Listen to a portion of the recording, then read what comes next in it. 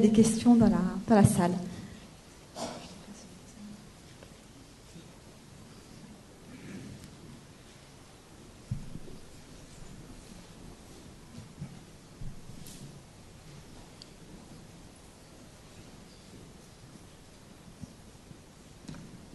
Merci Madame de nous avoir fait une conférence aussi agréable. C'était plaisant pour nous de nous expliquer avec autant d'aisance votre inégalité juste. J'ai beaucoup apprécié ce charmant moment. Je me permets de vous dire que vous nous avez parlé du gender et en même temps de la politique. Mais soyons réalistes. Le lendemain du 31 mars, nous serons sûrs que les femmes auront encore comme délégation la vie sociale et les écoles. Et on réservera la place des hommes pour, par exemple, les marchés publics, pourquoi pas aussi la voirie, ou encore les finances. Donc je crois que là, le monde ne va pas changer du jour au lendemain, et tant mieux.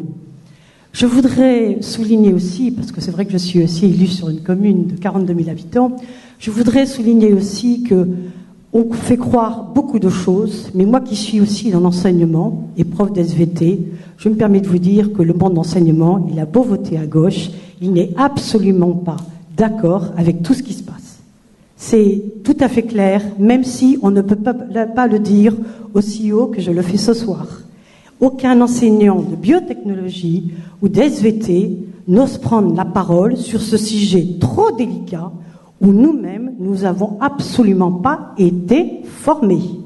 Donc nous l'avons redit à tous les inspecteurs qui, eux, nous regardent, regardent leurs pieds parce qu'ils ne savent pas comment le dire. Donc soyons clairs là-dessus. Un ministre voudrait des choses, mais au niveau de l'éducation nationale, ça commence à bouger. Je me permets de vous le dire. Enfin, au contraire, nous ne bougeons pas face à cette loi. Je voudrais seulement savoir, et vous poser une seule question, est-ce que vous ne croyez pas que cette théorie du gender, c'est la théorie totale de l'individualisme ? Ah si, c'est très clair.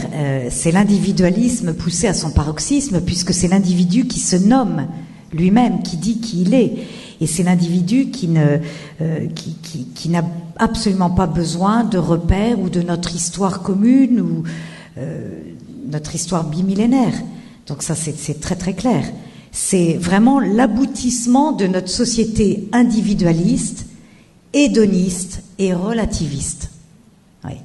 Alors, je vois pas ce qui peut arriver après, parce que là, on touche à l'être même de l'homme et de la femme. Donc, je vois pas ce qui peut arriver après. Donc, je pense que c'est de toute façon une idéologie qui s'effondrera comme le marxisme. Mais combien de dégâts, combien de laissés pour compte, combien de blessés. Car quand on est informé, on peut être vigilant et on peut justement tenir ensemble égalité et différence. Mais tous ces jeunes qui vont passer au travers de tous ces filets. Donc il faudra que nous soyons présents partout, partout, partout.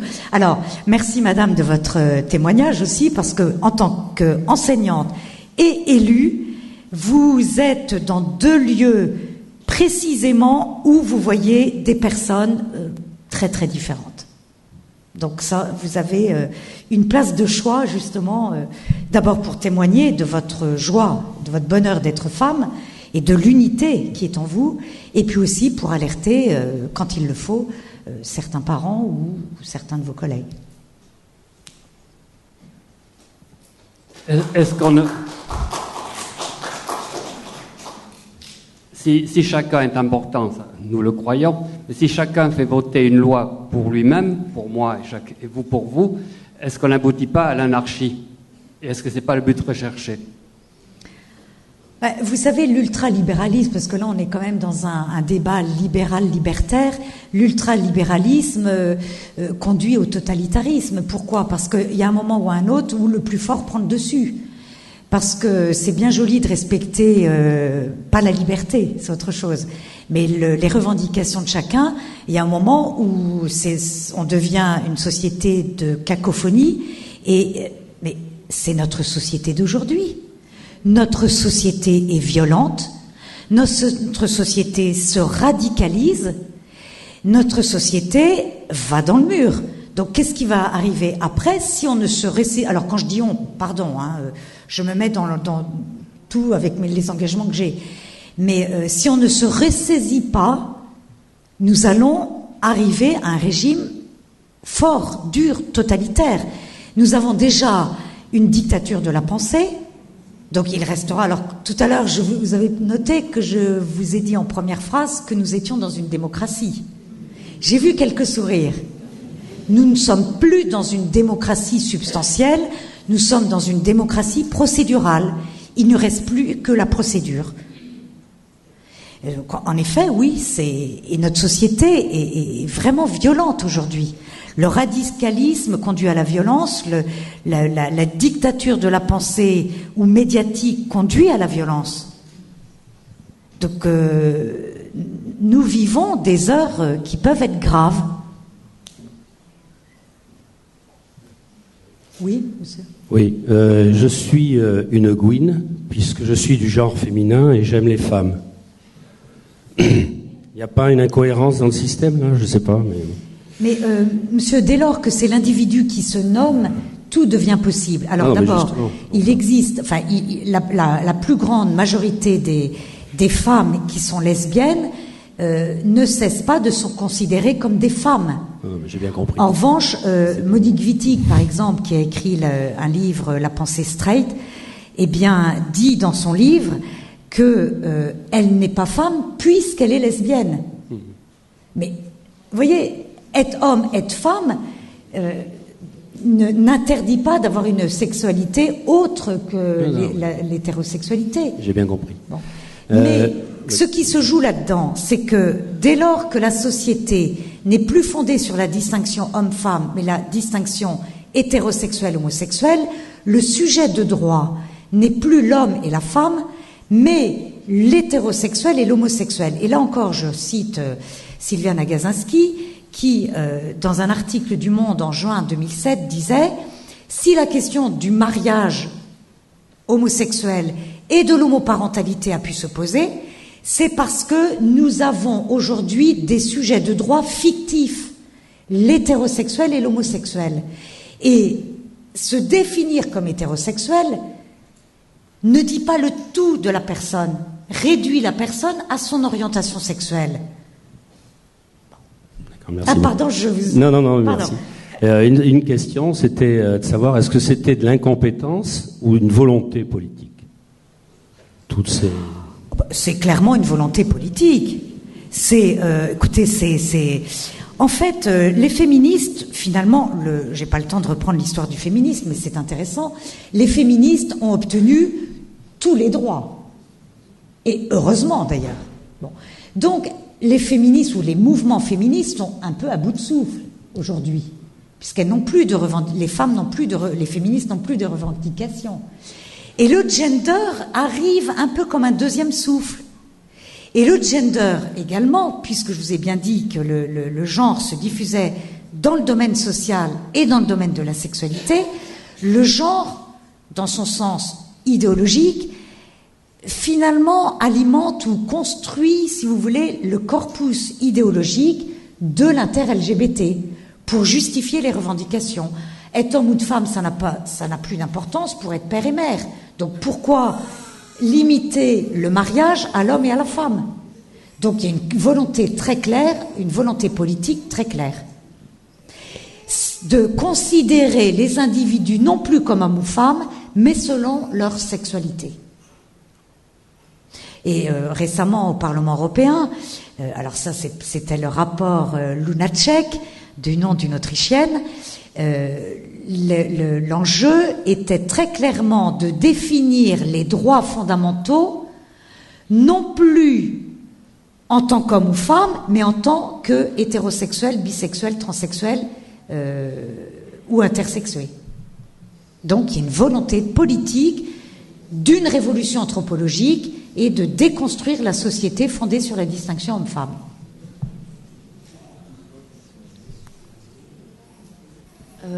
Bonsoir. Oui, allez-y, madame. Tout d'abord, je tenais à vous remercier pour cette conférence, c'était vraiment très instructif. Moi, j'avais une question concernant les conséquences que cela pourrait avoir sur les enfants, parce que finalement, vous nous avez dit que la meilleure façon de montrer aux enfants, c'était d'être soi et au sein de la famille. Et heureux. Voilà, et heureux, bien sûr. Mais concrètement, ils passent maintenant beaucoup plus d'heures en dehors de la famille que dans la famille. Donc, est-ce que vous avez une idée des conséquences que ça pourrait causer, vu qu'ils sont en plein apprentissage de la différence des sexes, justement, leur semer une théorie comme ça qui est un peu confuse? Alors déjà, comme disait Madame, il faut déjà vérifier dans quelles écoles ce programme est appliqué, comment il est appliqué. Il faut choisir ses écoles, c'est clair. Il faut choisir ses écoles. Alors, vous pouvez peut-être pas toujours, c'est peut-être pas toujours facile, faisable, je ne sais pas. Et puis, il faut rencontrer les enseignants, parce que tous les enseignants ne sont pas des gens tordus. Attention de ne pas, nous aussi, radicaliser les enseignants, les professeurs des écoles, les directeurs d'école. Donc, la première chose à faire, c'est vraiment de rencontrer l'enseignant et dans une attitude de dialogue. Parce que si les parents sont les premiers éducateurs de leurs enfants, ils délèguent leurs responsabilités aux enseignants. Et on ne peut pas dire que l'école ne fasse que de l'instruction. Car l'instruction participe aussi à l'éducation. Vous voyez, la frontière est fragile entre instruction ou enseignement et éducation. Donc, vous, en tant que parent, vous déléguez votre responsabilité de premier éducateur aux enseignants. C'est donc tout à fait normal de dialoguer, voir, vous intéresser, qu'est-ce qui se passe, comment, etc. Bon, alors il faut d'abord être très très vigilant.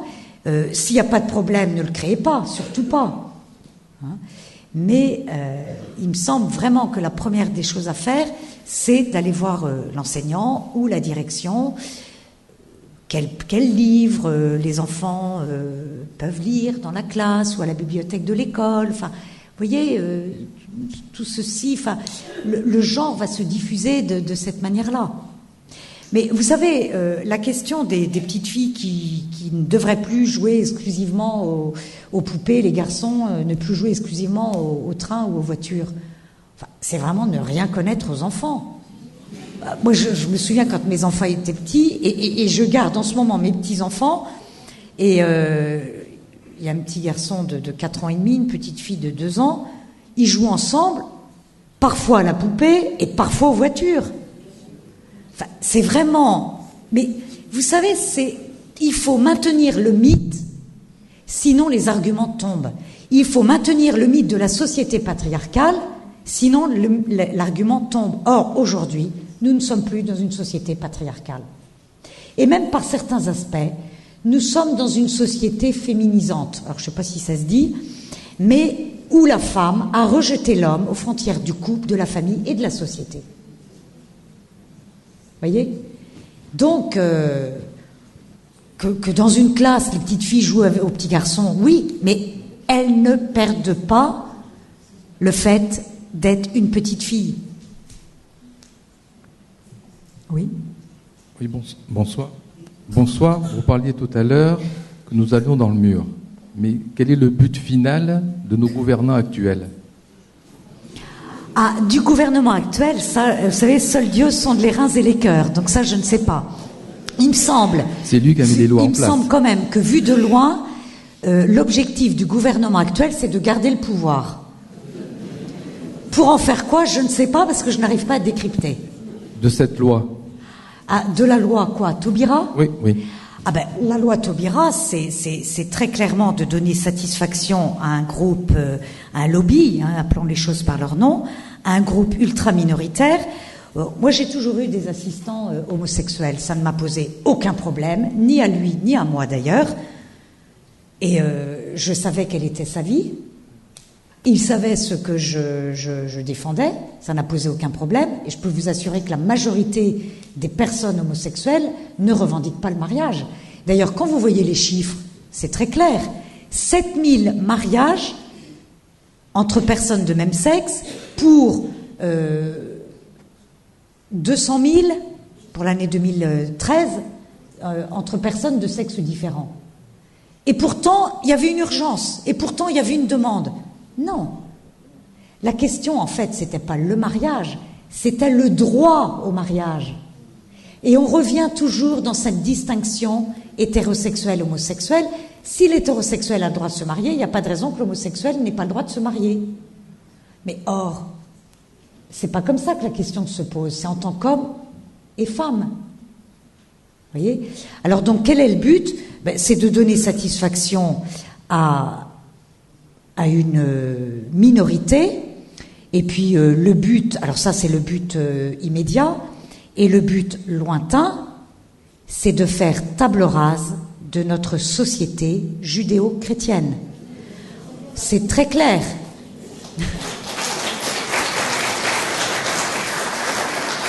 Donc, de toutes ces religions qui ont marqué notre société depuis plus de 2000 ans et qui sont présentes en Europe, je l'ai vécu au moment de la rédaction du préambule du traité constitutionnel, il fallait faire table rase du passé pour construire un homme nouveau.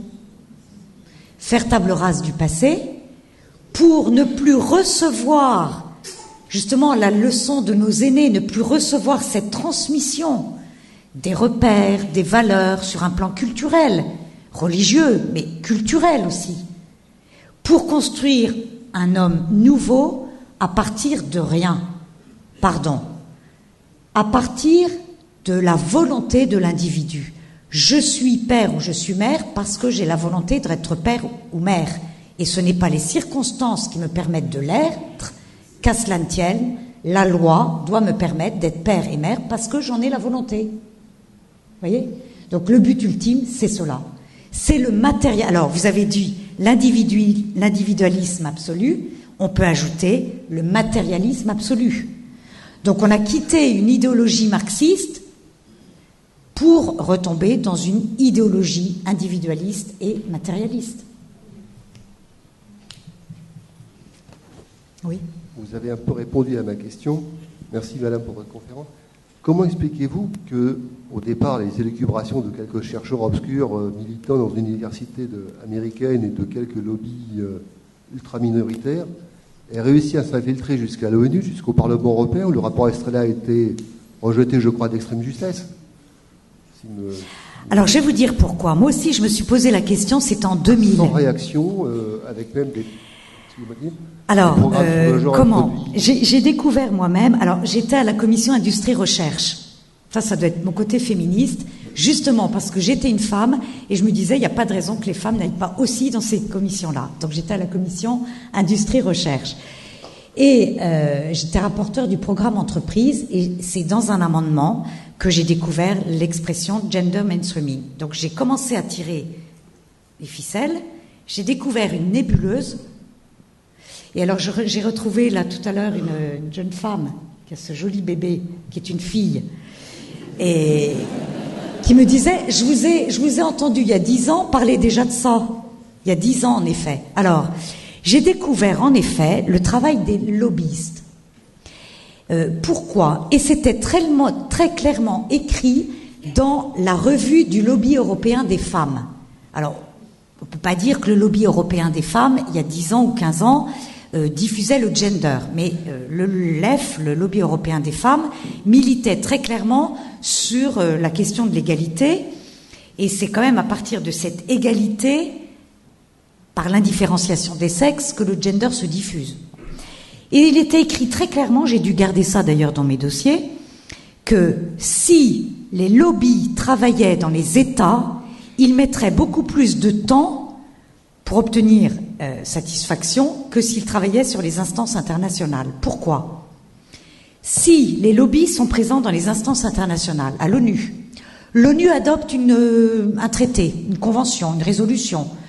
Le Conseil de l'Europe adopte une convention, celle dont je vous ai parlé tout à l'heure sur la prévention et la lutte contre les violences à l'égard des femmes. Une convention, c'est un texte juridique contraignant qui doit être appliqué dans tous les pays signataires. C'est le cas aujourd'hui. Vous imaginez le temps qui est gagné plutôt que de faire du lobbying en France, puis en Allemagne, puis en Grèce, puis à Malte, puis il y a des pays réfractaires, la Pologne, l'Irlande, Malte. Là, les lobbies passent directement par les instances internationales. prépare d'abord des résolutions qui ne sont pas des textes juridiques contraignants, impose un nouveau vocabulaire, donc on prend l'habitude d'utiliser le mot genre, sans donner de définition, puis après on prend l'habitude dans les rapports non contraignants, de parler d'égalité de genre, et si l'égalité de genre, c'est, comme l'indique le site de la Commission européenne, égalité homme-femme, vous n'allez quand même pas vous y opposer. Mais vous voyez, un nouveau vocabulaire s'instaure, se développe, est utilisé de plus en plus, et après, on passe à un texte juridique contraignant.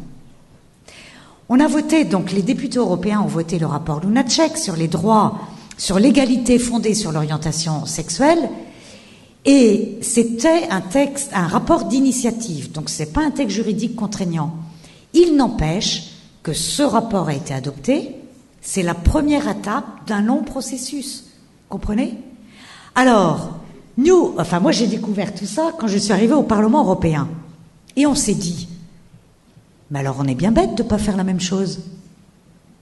Et c'est comme ça qu'un certain nombre d'associations, donc les AFC sont maintenant présents au Parlement européen avec un bureau à Bruxelles, avec une permanente à Bruxelles, que je connais bien, Maria Edinson, qui fait un travail extraordinaire, qui va rencontrer les députés, qui travaille sur tous les rapports parlementaires. Bon. Et moi j'ai fondé l'association Nouveau Féminisme Européen, qui est un féminisme de réconciliation de la femme avec elle-même en tant que femme, épouse et mère, et de la femme avec l'homme en tant qu'homme, époux et père.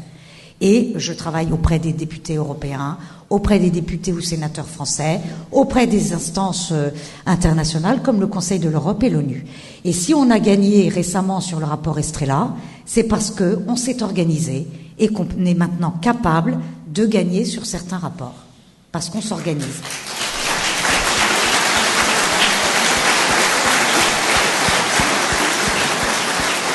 Je vous propose... Mais juste pour terminer, le lobby féministe et le lobby inter-LGBT, en fait, avaient pris de l'avance, parce qu'ils travaillent depuis 30 ans. Excusez-moi, juste, on va poser la dernière question un petit peu rapidement, puisqu'en fait, on doit quitter la salle pour 22h45, donc l'heure tourne. Et, alors, je serai près des livres, si vous voulez, je peux encore répondre aux questions. Donc, une dernière question rapidement, et puis après, on va conclure. Merci. Oui, bonsoir. La dernière question, en fait, vous venez juste d'y répondre parce que je voulais m'adresser à vous comme présidente, justement, de l'association Nouveau Féminisme Européen. Et comme vous nous avez expliqué au fur et à mesure que le gender avait son fondement chez les féministes radicales, que le féminisme, on ne va pas en refaire l'histoire, c'est quand même à la base une lutte contre l'homme. Il n'y a pas de masculinisme, on n'en entend pas parler de masculinisme. Et justement, je voulais savoir comment arriver à refonder un féminisme juste face à ce féminisme injuste qui est dans une lutte perpétuelle. Mais vous venez d'y répondre juste avant. Merci. C'est justement en prenant en compte, en tant qu'homme ou en tant que femme, cette triple dimension d'homme, d'époux et de père, de femme, d'épouse et de mère. Quand je dis époux, c'est vraiment au sens large, c'est en tant que œuvre commune avec les autres, voyez. Bon, mais j'ai pas le temps d'en parler plus, mais je vous renvoie à notre site nouveauféminisme.eu. Il y a tout un article sur le nouveau féminisme, justement. Mais encore une fois, il y a deux moyens à ne surtout pas opposer pour réagir à cette idéologie du genre. Donc, réagir contre tous les textes d'éducation, enfin les programmes d'éducation ou les programmes d'égalité, mais c'est pas contradictoire, travailler justement qu'est-ce que l'homme, qu'est-ce que la femme, comment se fait-il qu'aujourd'hui on se pose la question de savoir qui est l'homme, qui est la femme, voyez? Donc c'est aussi ces questions-là, l'unité de la personne humaine, l'unité de l'homme et de la femme. Merci.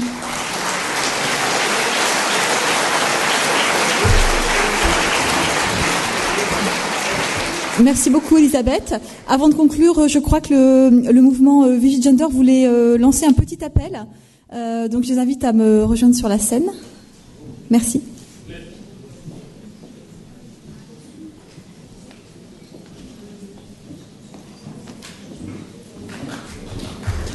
Bonsoir tout le monde.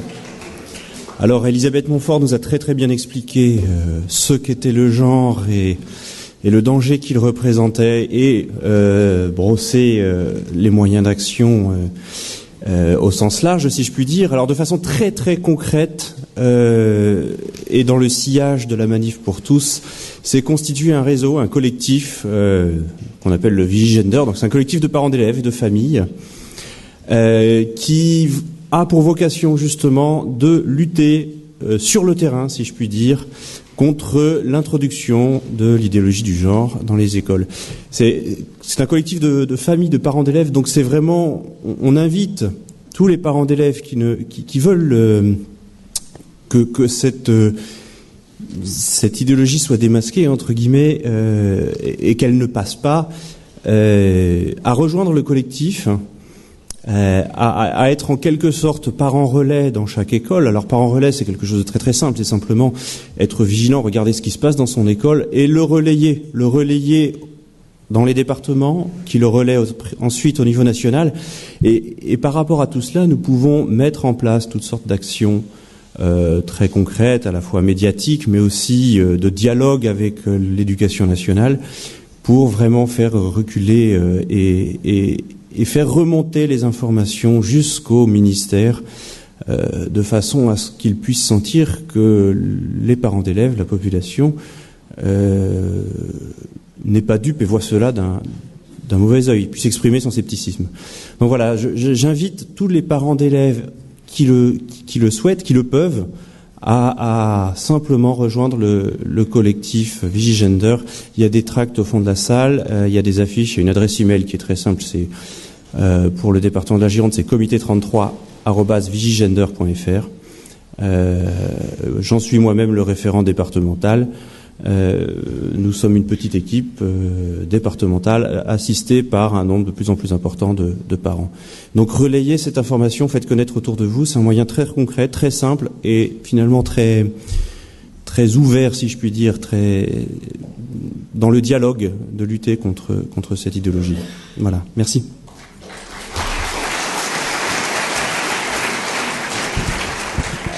Merci. Elisabeth Montfort va maintenant vous proposer des dédicaces si vous le souhaitez. Vous pouvez vous rapprocher d'elle, elle peut dédicacer ses livres que vous pouvez trouver en vente également au fond de la salle. Je crois qu'il y a peut-être une dernière petite annonce. Ok, très très rapide alors. Je vous laisse la parole. Bonjour, moi j'ai rien préparé donc ça va être très très rapide. Une autre petite action concrète et nous avons besoin de vous dans le cadre aussi de la Manif pour tous, c'est le pôle élu. C'est-à-dire que nous pouvons proposer aux futurs élus, maires, conseillers, etc.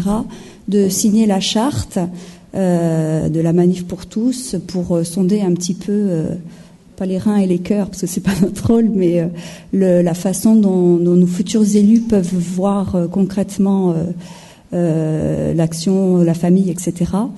Nous sommes 3 sur la Gironde pour organiser tout ça. Les listes ne sortent que demain, donc ça fait très peu de temps. Donc s'il y a des gens qui, dans certaines communes, veulent nous aider à proposer cette charte, nous sommes preneurs. Alors sur le site de la Manif, il y a des explications et éventuellement, si certains veulent des renseignements, je me tiens à leur disposition. Voilà, merci. Merci beaucoup. Pour conclure, je voulais juste vous dire que vous pouvez participer, enfin nous donner la participation libre que vous souhaitez en quittant cette salle, et que la conférence sera très prochainement en ligne sur le site afc33.org. Donc je vous engage à la revisionner ou à la faire partager autour de vous à des personnes qui n'auraient pas pu venir ce soir. Voilà, merci beaucoup, très bonne soirée.